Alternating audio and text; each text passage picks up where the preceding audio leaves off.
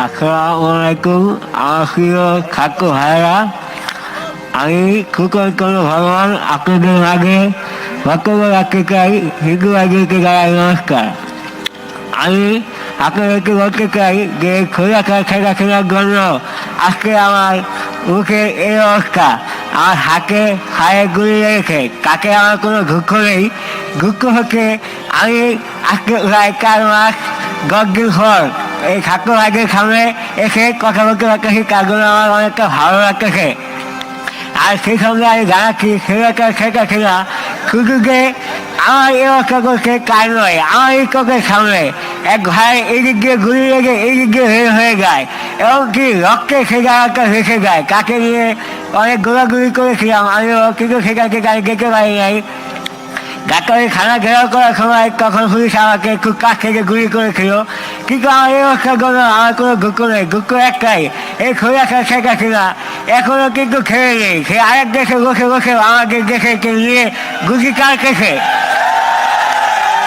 আমরা কাই শেখা কিনাকে বলতে চাই, উদ্দেশ্য করে বলতে চাই, সে যেন আরেক দেশে রয়েছে দুর্নীতি না করে, সে যেন আমার বাংলাদেশে আসে দুর্নীতি করে। আমরা কার সাথে যুদ্ধ করার জন্য শত্রু কাছে এমনকি শত্রু থাকবো।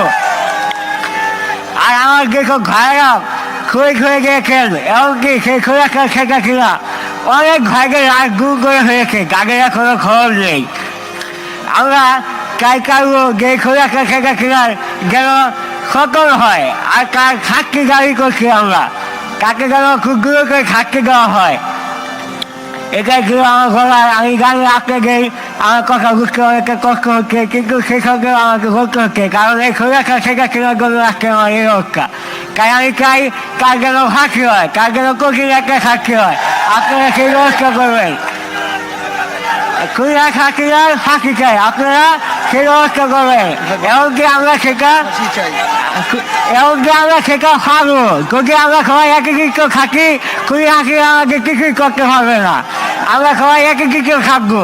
তাই খুলি হাসিরার কোনো দুর্নীতি এদেশে করতে দেওয়া যাবে না। হ্যাঁ, আমিও খুলি হাসিরার ফাঁসি চাই। আপনারা আমার জন্য দোয়া করবেন, আমি যেন আপনাদের মাঝে খুব দূর করে সুস্থ হয়ে আবার আপনাদের মাঝে চলাফেরা করতে পারি।